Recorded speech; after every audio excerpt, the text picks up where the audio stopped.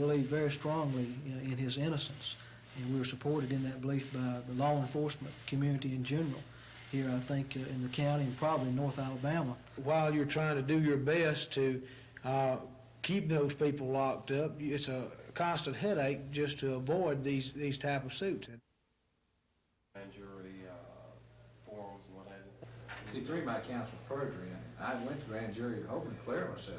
I didn't have to go. I had an invitation. I was actually created a disturbance, broke.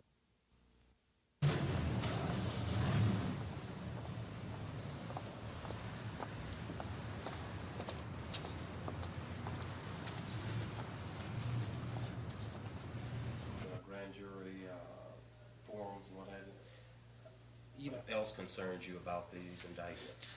Was justified. That's the only force I've seen used. See, three of my counts were perjury. I went to grand jury hoping to clear myself. I didn't have to go. I had an invitation. I was created a disturbance, broke. To make no comments, but I will say this. I didn't do anything tonight. The incident killed me on June the 13th. Welcome to the fair. But you say you've been so many times it's almost boring. Well, maybe you're looking at it from the wrong point of view. Maybe you should look at it from a child's point of view.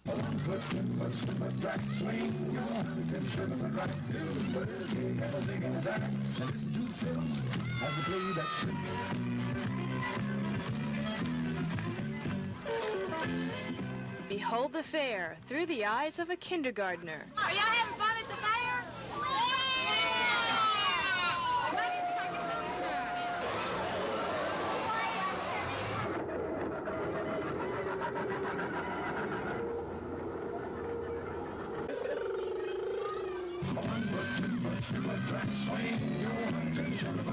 I like going on the bubble cars. What do you like about the fair?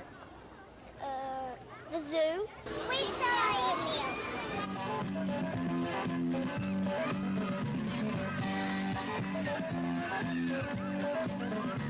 I want candy. I want cotton candy. I want cotton candy. Okay. So next time you come to the fair, you might have more fun if you take a young friend. After all, who knows more about fun than a child? Terry Stanton, WSFA TV News. Our students, our colleagues. Now, say, well, what do you really mean by that? We are required to do this thing with your superior, and you went back to your office and you talked about.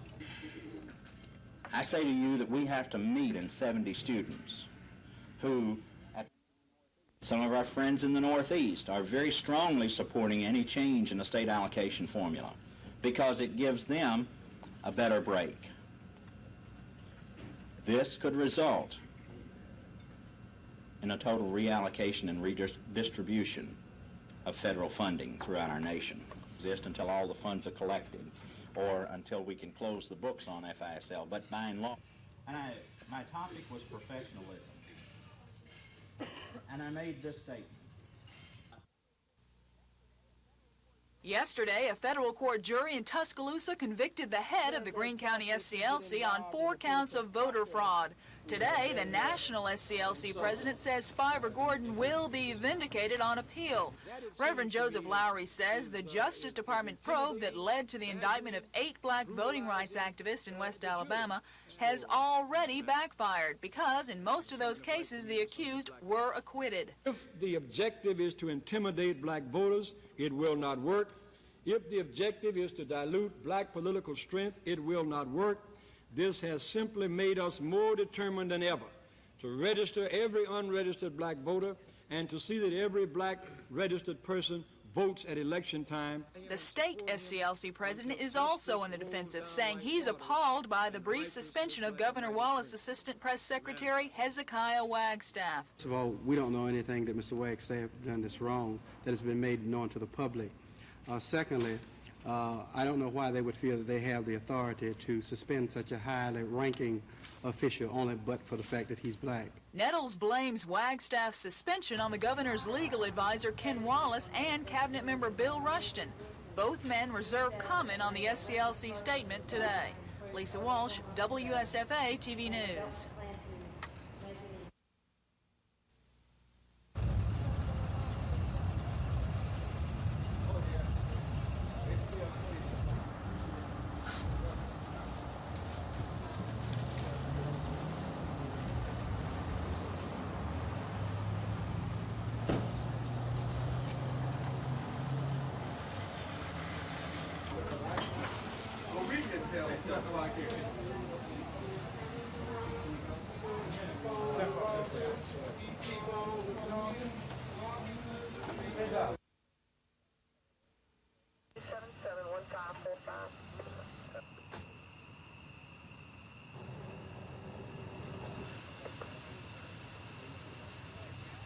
Of the committee that did it here is Lieutenant Vic Hicks, or at least we'll be glad to help them out. They did it as individuals, and we, as a police department, of course, support their efforts. Jennifer was injured in an accident back on the 9th at 6:45 in the evening. She got some critical head injuries in the accident, and she's been in ICU ever since, and looks like she may be there for a while. We discovered that they didn't have any insurance, and obviously we're in need of some financial support, and that was the reason for opening the account. We would have probably seen the same thing happen had it been, Postal Service or anybody else. See, these guys did it not because...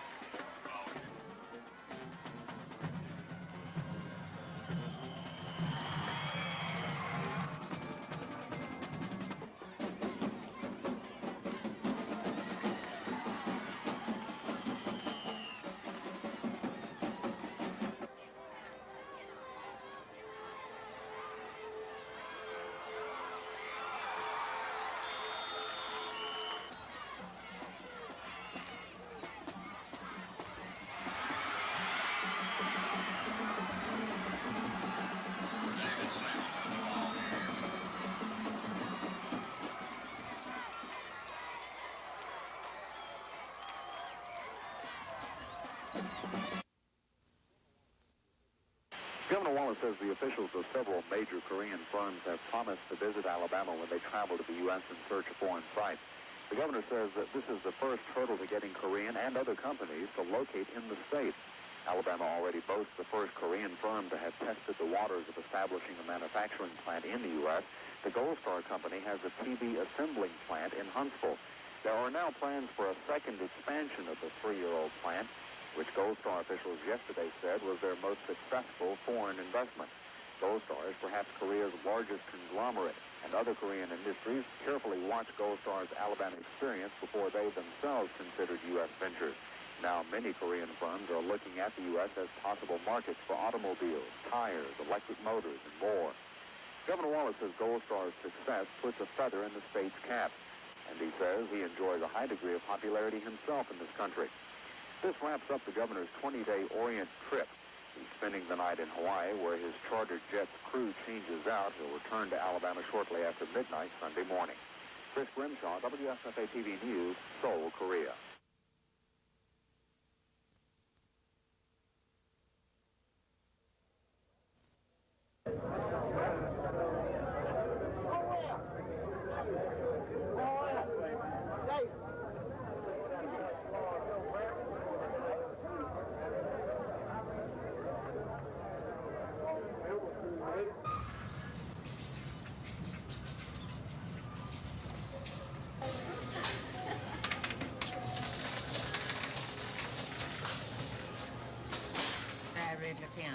Okay, that's not on with this, right?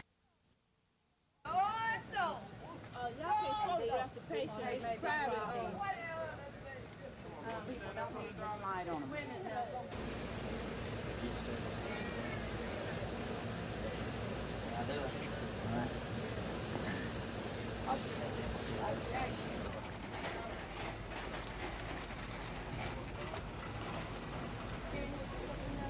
Ma'am? Yeah, we're gonna lay him up here.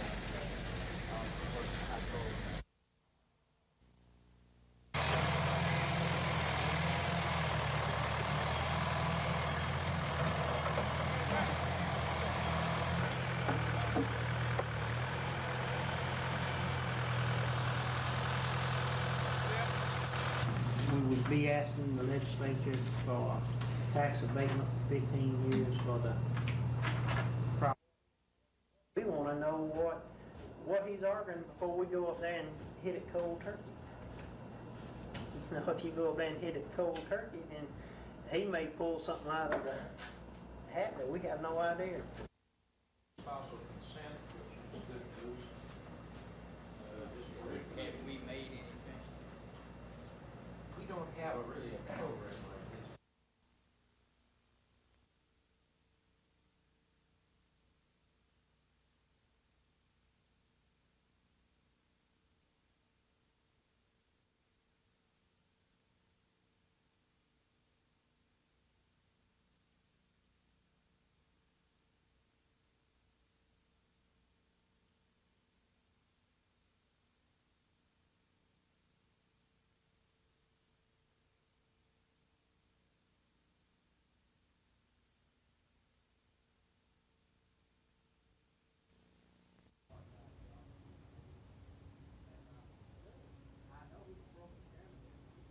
The American Association of Motor Vehicle Administrators.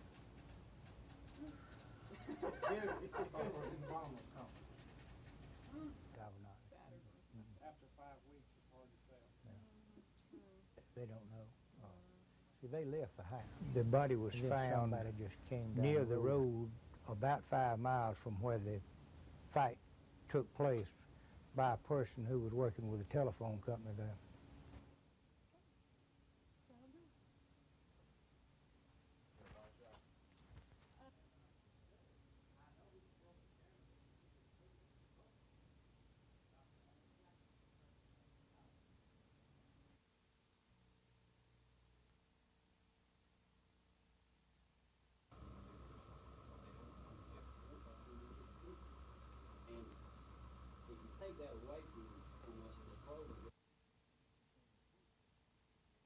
In the future, it will stop us from advising a public official or public employee that if a particular course of action is continued, it may well cause them problems with the state ethics law. I believe of looking up case law as he is, and there is no case law. Judges, including official, in the future, we can't issue this. They've already told us we couldn't issue cease and desist to court, although I've got 2 subpoenas this week to go to court. I don't enjoy going down difficult individual to work with. He's treated the press a cup of coffee. And there was an internal regulation that prohibited. He was on the first group that went in to build the university there, King Sawyer.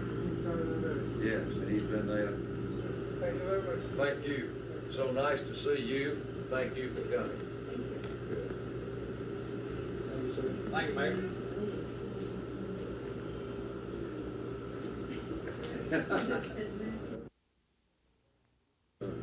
He was on the first group that went in to build the university there, King Sawyer. Well, Amherst Baldwin, Mayor of the City of Montgomery, Alabama, do hereby proclaim we appreciate you being here and how much you're in our country. Well, we are very proud of that.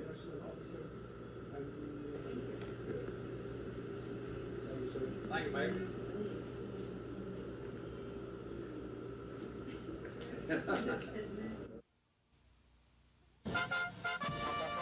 Her name is Poopsie, and for General Robert Knapp, she represents years of faithful service to the Air Force. It is restored in the colors of the 57th Bomb Wing and is dedicated to all who flew it, especially Brigadier General Robert D. Knapp.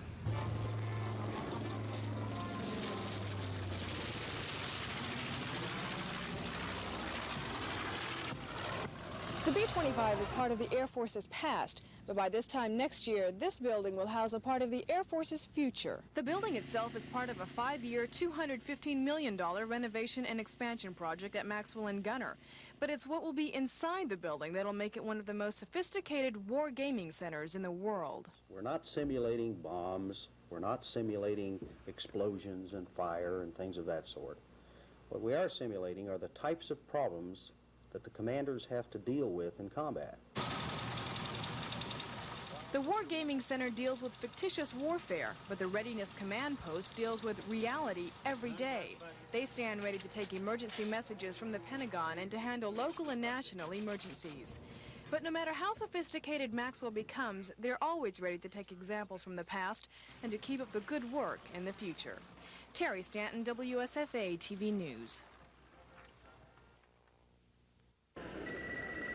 Bill for pillow,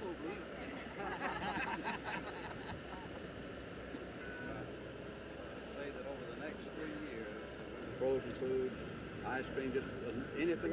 Yeah.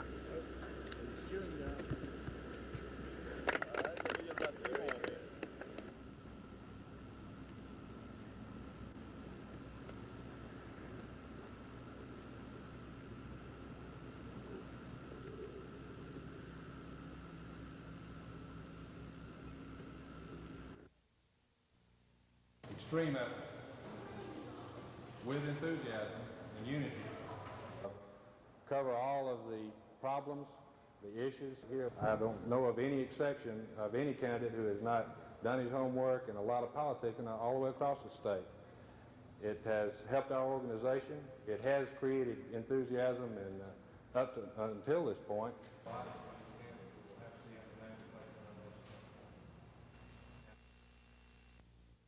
For all candidates, Democratic Party candidates, and respect. Good evening, I'm Bob Howell, and this is the news for the 18th of October. The jury has the case of Paul Murray, the man charged with murdering undercover policewoman Mary McCord more than 3 years ago. Dean Argo is at the Montgomery County Courthouse for this live report on the final day of testimony. Dean? Well, Bob, the 9-woman, 3-man jury has had the case now for about 45 minutes. Earlier today, the accused, Paul Murray, and Montgomery police officer Tony Burks, the only 2 eyewitnesses remaining in the case, took the stand today. Their testimony disputes center on whether Tony Burks and Mary McCord identified themselves to Murray as police officers the night they attempted to arrest Murray for alleged drug possession. The state contends both officers told Murray they were police before Mary McCord was shot and killed. The jury must now decide whether Paul Murray is guilty of capital murder or a lesser offense of murder or manslaughter, or the jury can decide to find Murray innocent by reason of self-defense. Bob? Well, Dean, in other words, if Murray knew that McCord and Burks were police officers, then he committed a capital crime. Is that right? That's right, capital murder. That's if they prove that he knew that McCord and Burks were police officers before he shot him, and that carries 2 sentences. He can either be found guilty of capital murder and be sentenced to death in the electric chair or life in prison without parole. The jury will advise the judge on those sentences, whichever they feel is right for this case, but the judge has final say in the sentence of Paul Murray, and that's only if they find him guilty. Thanks a lot. Dean Argo live at the Montgomery County Courthouse. More on that on tonight's 10 o'clock report.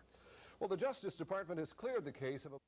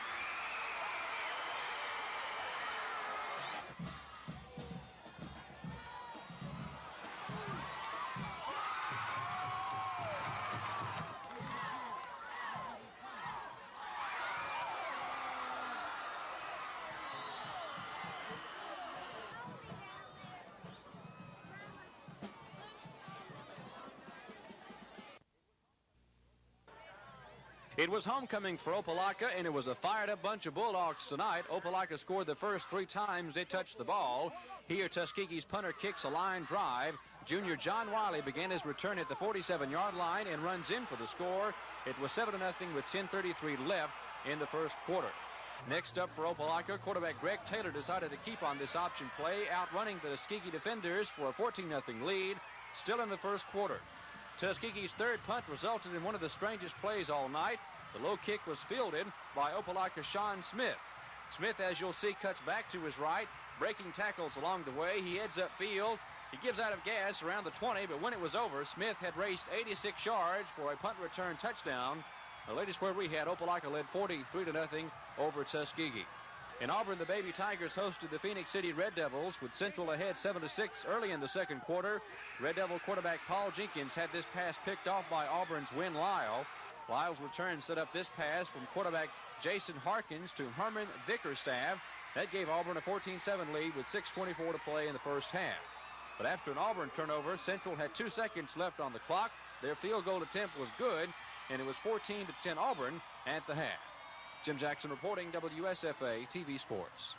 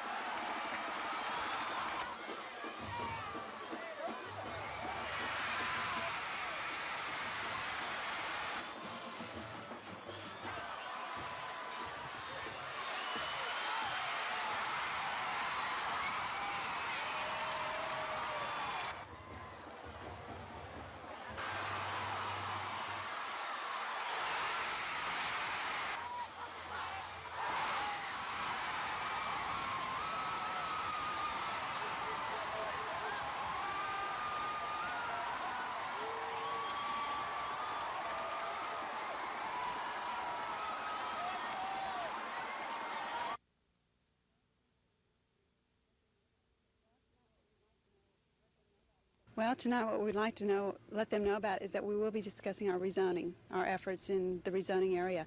We also would like to let them know that we're trying to increase our membership and that we will be discussing some of the programs we'd like to get started for the children and adults in the community. That I cannot see a 5, 6, 7-year-old child being bused as much as 10 miles to school one way. They're too tired in the mornings, they're having to get up before the sun comes up, and they're getting home close to dark. And I just don't think a child that young should be able to do it. Parents, people who go out to work can't handle situations like that without getting exhausted. So how can they expect a young child to do it? Supposed to find the L word. As a parent, that makes me mad.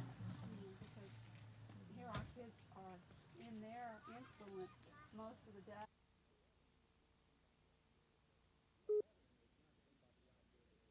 A veteran is not somebody out there that just exists and is getting some help from the federal government. He has done something for his government. He has done something for all of the people in this country. That's why I did not support and will not support considering them as just an ordinary outlay that the United States makes that is subject to cuts. We have an obligation through honor and justice to those people. Therefore, that's one distinction I think we should make.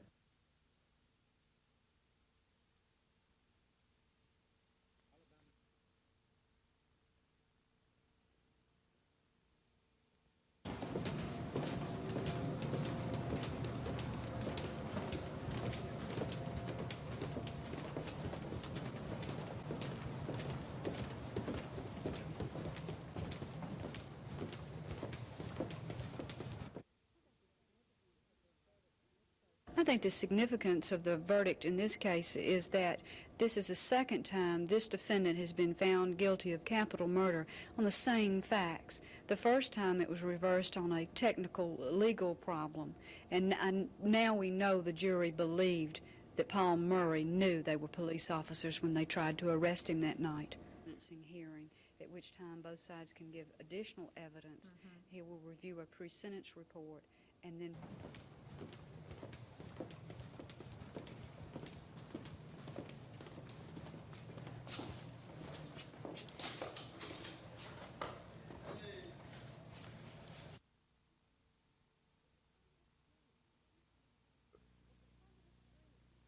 discussion? It's a candidate's dream. 244 future Democratic Party leaders all in a row, voting in a straw poll that some feel could be a strong indication of the way Alabama Democrats are feeling. And that's why I'm here for George McMillan today, and I hope you will seriously consider voting for him on June 3rd, 1986. Charlie Gregg is not your standard candidate. As your Lieutenant Governor, I promise you I'll work hard to be the people's Lieutenant Governor, and I promise you I'll measure up to what you and the other people of Alabama need and expect in Lieutenant Governor. The candidates have been courting the young Democrats all weekend, and they say they'll use the results of today's straw poll to gauge the direction they should take as they head for the Democratic primary. We need to let the word go forth from this time and this place that the torch is passing to a new generation of Alabamians. But if these young Democrats represent the new Alabama, it seems that many of them are still supporting a member of the old order.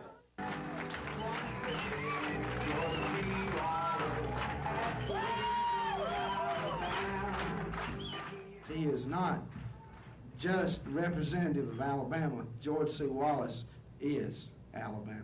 Thank you. But while the young Democrats insist today's straw poll will give candidates some measure of where they stand, some candidates say political wheeling and dealing is responsible for the heavy turnout of other candidates' supporters. And they say it really won't make a significant impact on the June 3rd Democratic primary. Terry Stanton, WSFA TV News.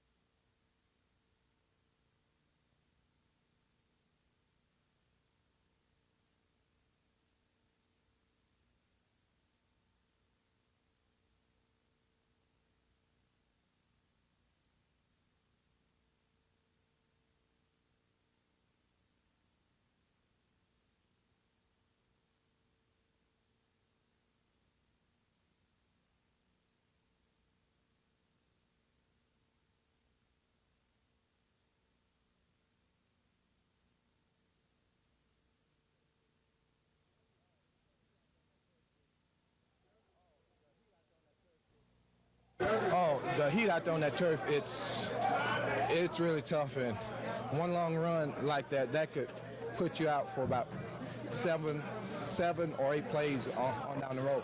It really takes a whole lot out of you. How about slipping your roommate inside for that touchdown then? Hey, I just looked for that block, and I threw that block, and next thing I know, I look up, he's gone.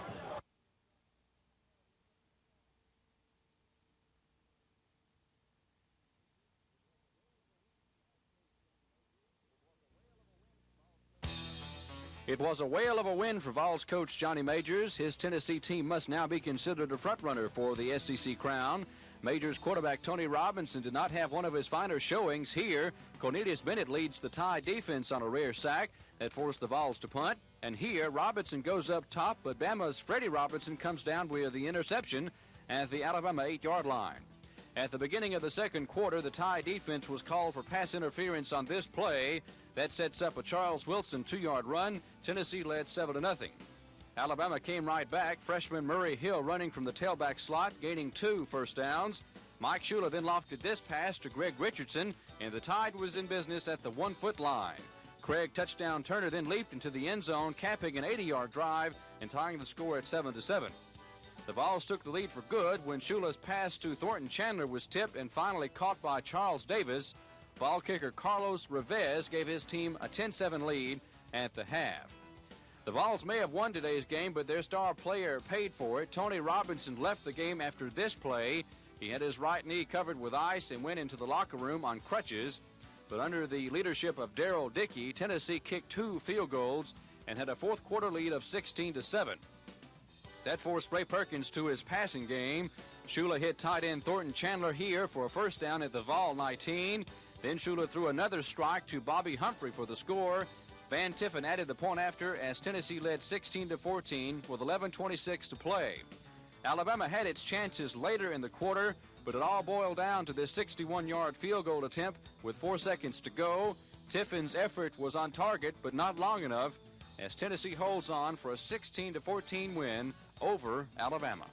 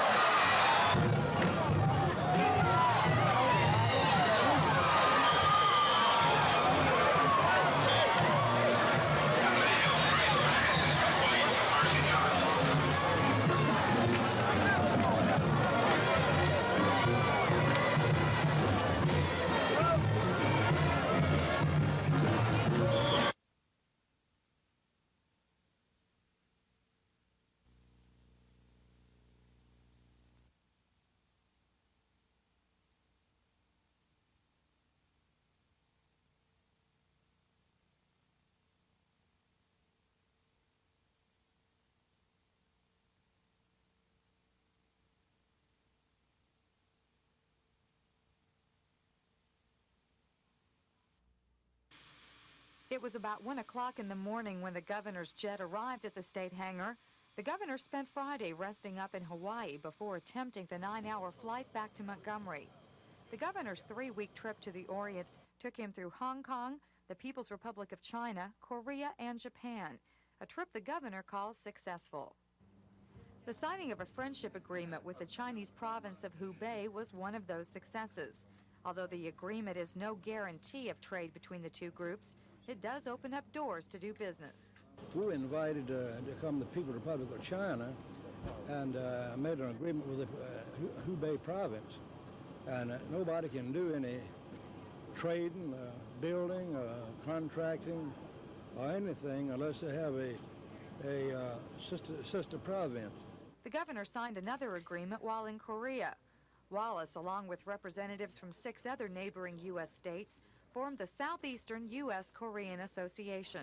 We also, in Korea, the Republic of Korea, we signed an agreement, myself and other governors, Governor Robb, he was there, and the Southeastern governors are going to try to have the same kind of association we have with Japan.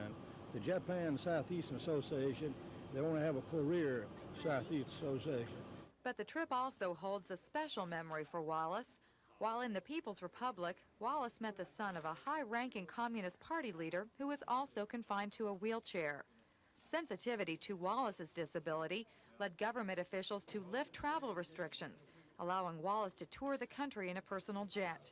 Aides say this marks the first time a foreign visitor has been allowed to travel through the country in a private aircraft. So we have a lot in common with the family of Deng, who runs China. In fact, we're going to stay in correspondence with one another about the matter of paraplegic and quadriplegic relief. Now that the governor has returned to the state, only time will tell just how fruitful the overseas mission was.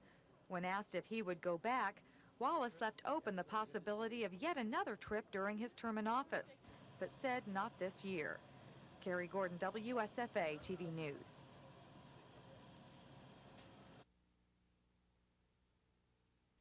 Because if we get the support that we want, we can do bigger things. Program or a group of people that need some kind of equipment or something. Yes, the Montgomery Civitan Club has some money that we want to put into projects in the Montgomery area, and we hope to have even more money than we now have due to our projects. And since the money has come in through the contributions and the donations of people in this area and people who put in our candy boxes and bought fruitcake, we'd like to offer them an opportunity to help us decide where the money's going to go.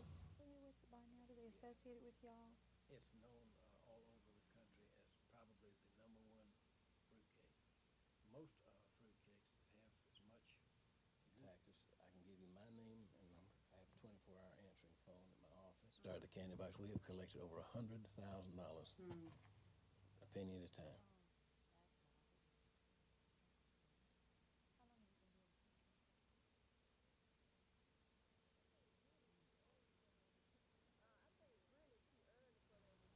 I think it's really too early for them to be campaigning right now, because a lot of people, got more things to be, dealing with right now. Everybody got their downs up and down for now, but I really think it's too early right now. Now it's a little bit too early.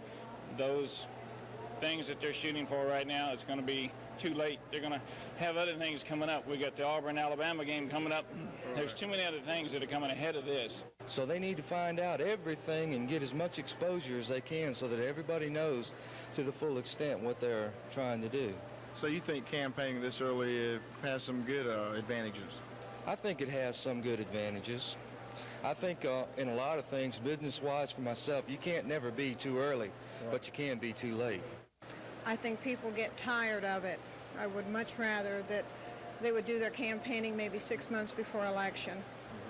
I find a lot of people turn their TV sets off now because they're tired of hearing it by the time election comes.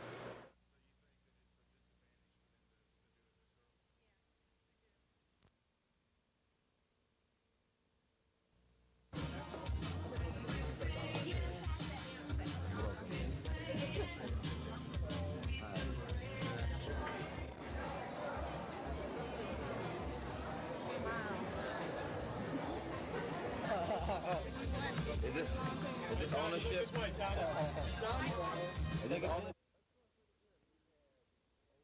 It's going pretty good. We've had over 3 benefits for him, and this one here I think makes the 4th benefit for Frenchie, and we are doing pretty good as far as money is concerned about it. Now I understand that y'all are shooting for a goal of $50,000. Right, as you know, they won't even talk to him unless he's got $50,000 for the heart transplant.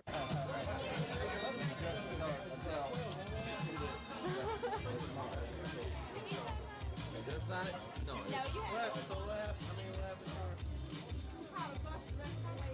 so she's already there?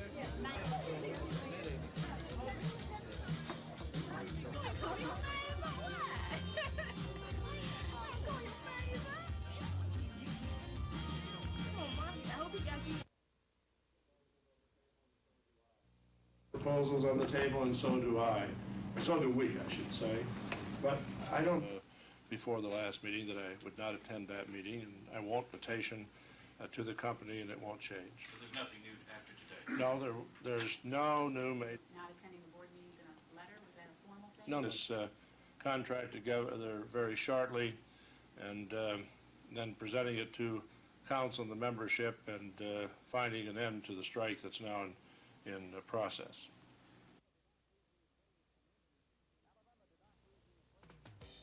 Alabama did not lose any players to injuries in the Tennessee game. That's unlike Vol quarterback Tony Robinson, who spent today letting the swelling subside on his injured right knee. Doctors will decide tomorrow if Robinson will need surgery. Bama coach Ray Perkins agreed with a reporter's statement that Tennessee beat the Tide at their own game, not through the air, but on the ground. Vol fullback Keith Davis gained 146 yards rushing, while the ground total for the Alabama offense was 144. Besides the absence of a consistent running game for Alabama, the Tide committed 3 turnovers. This interception by Dale Jones was the turning point for Tennessee. And we're in a situation now, we were rocking along, we were 4-0, and now we're in a situation where our backs are against the wall.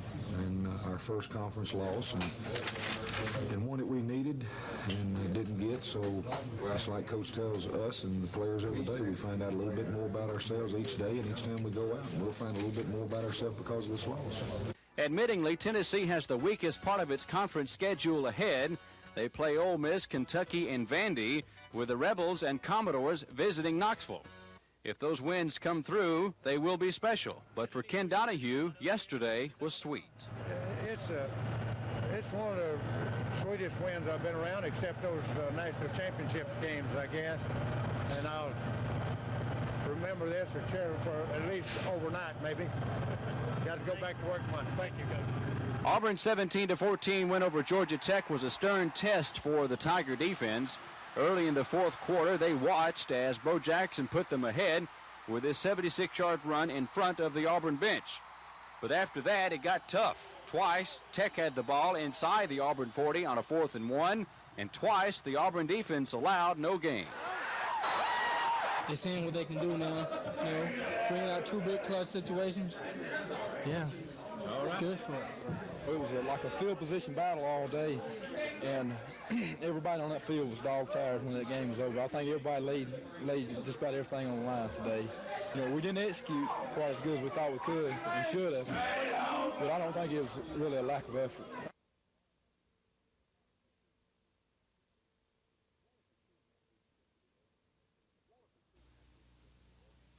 Wallace's 2.5-week trip to the Orient kept him in the public eye, both at home and abroad. The governor was on what he described as a business hunting trip, opening doors with the Chinese and maintaining a high profile with existing Japanese and Korean firms. Wallace says this trip has nothing to do with any possible candidacy in next year's elections. I didn't come for the purpose of political mileage, because if people are not going to elect you governor next time, no political mileage would come out of this. And I'm more interested in seeing people get jobs and work right now than I am politics. I've already been successful in politics, so I'm not worried about it. Wallace says this trip carries no more significance than similar trips to Europe and the Orient in the years past. But while Wallace says he isn't placing any credence in polls this far ahead of the June primary, he indicates he will pay attention to them later. I want to see some of the polls made a little bit later, because polls I don't think now are any good. And I'm not going to run if the polls are not right, because I'm not going to go out a loser. Chris Grimshaw, WSFA TV News. Some announcement to be made that would be good politically for anyone, but I don't. Richard Holland's body was discovered in his rural Autauga County home on October 3rd, 1984. Authorities who investigated the murder said he'd been shot twice with a .44 Magnum, and his body had been mutilated with a large hunting knife. 2 days later, police arrested the suspect in the case, Edward Seeley, in Mississippi, and brought him back to face charges in Alabama. Authorities said Seeley had been living with Holland at the time immediately preceding the murder. In testimony today, 2 employees of the Prattville Ramada Inn told the court a man they identified as Seeley checked into the motel about 11 o'clock on the night of the murder.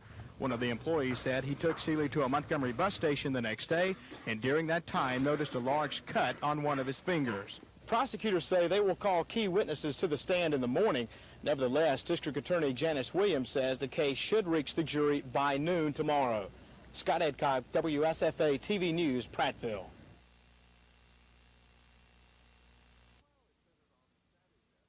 The trial is centered on the stabbing death of Dwight Finson in downtown Montgomery during the 1984 Thanksgiving Day parade. The prosecution, led by Bruce Maddox, charges that 16-year-old Eric Dickerson stabbed 20-year-old Finson during a gang fight. Defense attorney Charles Law told the jury Dickerson overreacted when he pulled a knife and stabbed the victim because he thought Finson had a knife. Witnesses to the incident told the jury Finson was stabbed while several men were beating him. If convicted of the slaying, defendant Eric Dickerson could face 10 years to life in prison. An all-white jury is expected to begin deliberating the fate of Dickerson tomorrow. This is Norman Lumpkin, WSFA TV News at the Montgomery County Courthouse.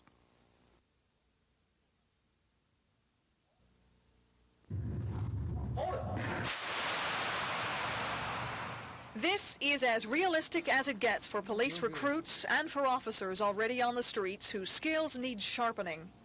It's clearly a shoot situation. It's a laser projector that has 48 scenarios, each designed to force officers to make split-second judgments, as they would on the streets. How difficult is it?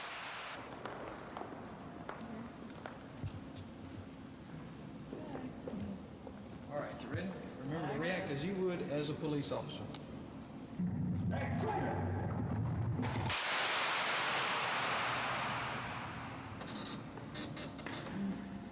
Okay. Anybody except you were a little slow. It was a shoot situation, and you had your weapon out. You knew you should have because they told you to begin with. It's more important than in-class training because it presents in the most realistic way that's possible now scenarios that simulate street situations. Before recruits take on the laser device, they go through hours of training in marksmanship and on the law. Is split-second decision-making, is that the most important part of being a police officer, or is it one of the? Well, it's one of the most important parts, and in terms of firearms, knowing when to shoot and being able to hit when you shoot. Gina Gregory, WSFA TV News. The problem here is that you just waited too long. You didn't want to shoot a lady, I don't think, did you? Probably not.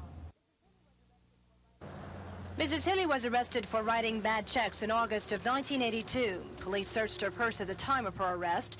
Then, 3 weeks later, after being arrested on murder and attempted murder charges, police went back and searched her purse. It's the second search that's being challenged by Mrs. Hilly's attorneys, who claim police used no warrant, relying only on probable cause. And they challenged the fact that some of Mrs. Hilly's personal belongings were handed over to authorities by her sister-in-law and later used as evidence. But state attorneys say evidence can be re-examined as many times as necessary, as long as police have it in custody, and say Mrs. Hilly's Fourth Amendment rights diminished when she was arrested for murder. The purse we're indicating or arguing to the court need not be searched by means of a search warrant because it was in the possession, uninterrupted custody of the police all that time. The justices are taking the Hilly appeal for a new trial under advisement. It's expected to take several weeks before a ruling is made in the case. Kim Davis, WSFA TV News at the State Supreme Court.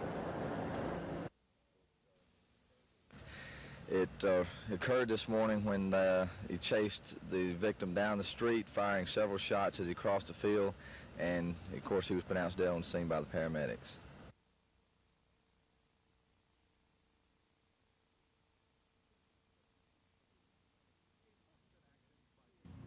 The enforcement actions by the Alabama Securities Commission ranks fourth in the nation behind the states of California, New York, and Texas.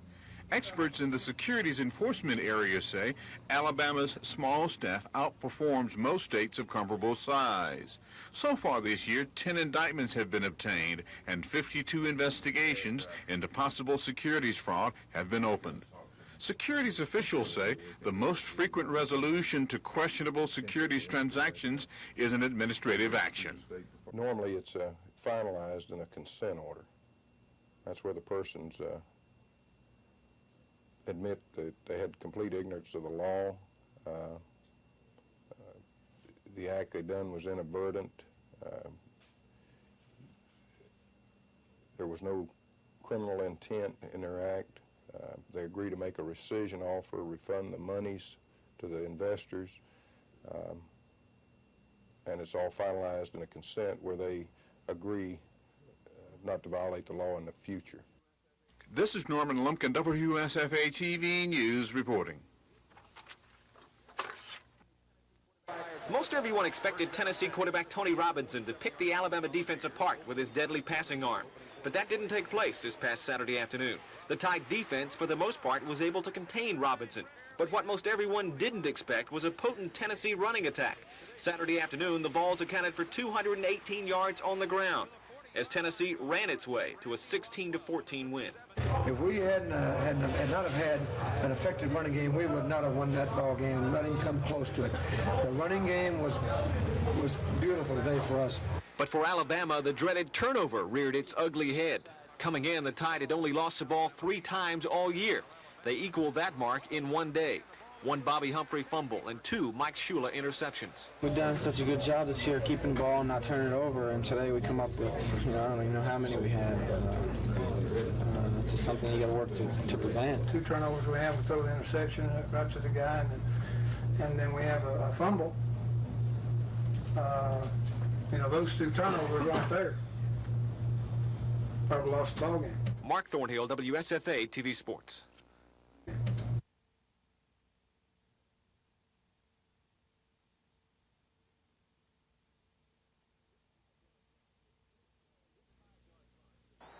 This 5-yard run, his 4th carry of the game last Saturday, made Bo Auburn's all-time leading ground gainer, passing James Brooks' total of 3,523 yards. Joe Cribbs is number 3 on the all-time list. Herschel Walker's single-season SEC record is now in Bo's sights. He needs 659 yards in the final 5 games to pass Walker's 1981 record total of 1,891 yards. Right now, he's 202 yards ahead of Walker at the same point. And the NCAA single-season record is still at least a possibility. Marcus Allen, the great Southern Cal tailback, set the mark of 2,342 yards in 11 games. Bo, despite the injury at Tennessee, is just 44 yards behind Allen's record pace.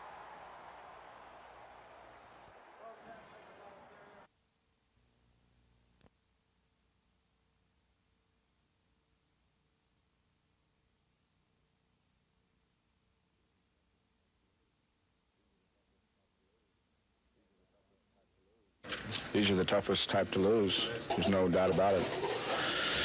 If you're going to be down 2-1 or 2-0, you kind of just rather hope it would go 6-1, 8-2, or something like that. But when you feel you could have won both ball games with a key hit here or whatever, they're tough. Just hopefully the day off tomorrow we'll be able to forget this disaster and start all over again. We were down 2-0 before and came back, and hopefully we'll be able to do it again.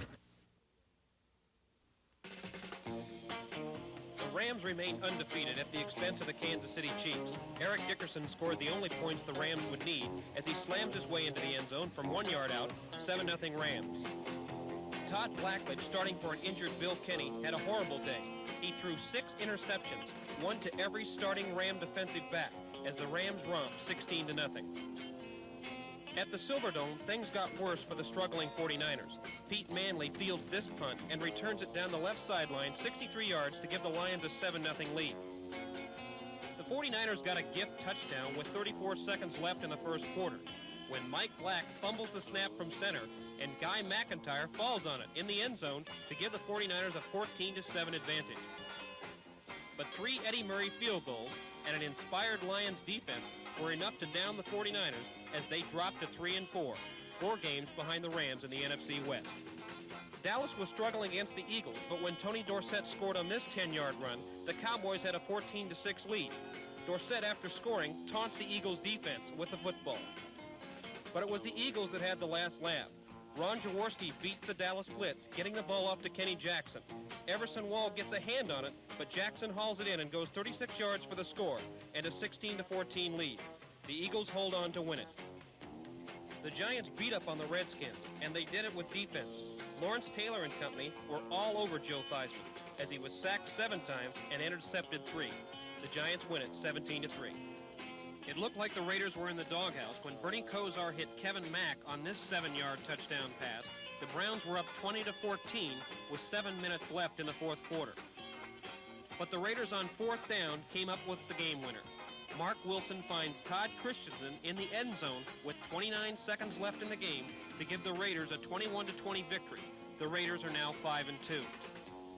The Broncos kept pace with the Raiders by beating the Seahawks in overtime. Tied at 10, Dave Craig rolls to his left and into his own end zone. He fires upfield for Steve Largent, but Craig's pass is high and Danielle Hunter picks it off and returns it to the Seattle 16-yard line. That set up Rich Carlos with a 24-yard field goal attempt that he just slices inside the left crossbar. The Broncos win it to drop the Seahawks to 4-3. The Jets were trailing the Patriots 13-6 when Ken O'Brien hit Wesley Walker for 49 yards to the New England 2. That set up a Tony Page 2-yard touchdown run to tie the game at 13. But Steve Grogan, making his first start in 19 games, called his own number. Rolling left, he goes in untouched into the end zone, and the Patriots upset the Jets 20-13. At the Metrodome, the Vikings were smarting from 2 tough losses, but today things went their way. Trailing 17-14 with time running out, Tommy Craner throws it towards the end zone. Danny Walters and Leo Lewis battle for it, and Lewis comes away with the ball and the touchdown.